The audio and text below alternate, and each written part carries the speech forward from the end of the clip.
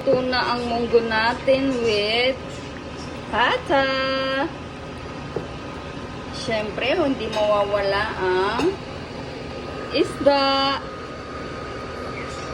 So, ito nga po, magluluto ako ng munggo. So, ito na yung aking garlic, sibuyas, sili, tomato, tsaka may pritong isda, and repolyo. Yan lang po ang aking sahog ngayon. Ito na po yung munggo para maigisa ko na.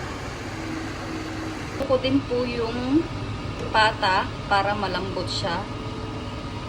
Yan. So parang okay na siya kasi malambot-lambot na siya.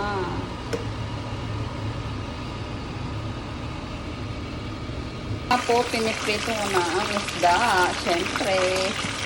So, ito na po yung ng isda. Okay na po yan. So, lalagay ko na yung garlic.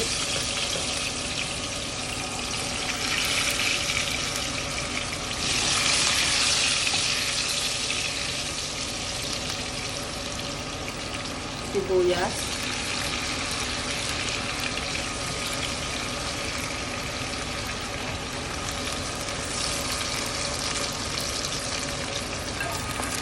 So, ilalagay ko na po ang kamatis.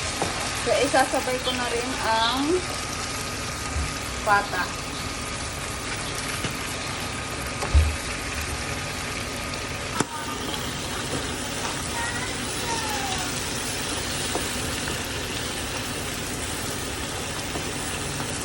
Ilalagay ko na ang sili. So, titiplahan ko na po yan, ha. Paminta.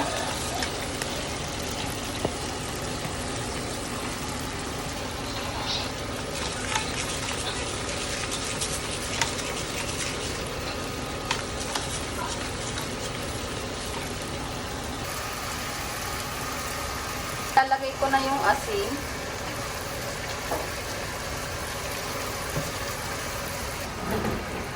Kasi ilalagay ko na siya dito kasi luto na yung munggo. So, ililipat na natin.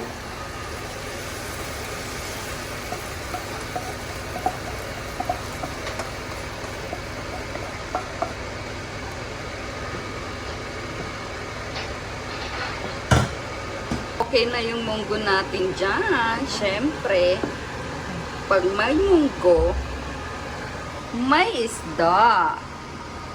Diba? So, ilalagay ko na po itong repolyo.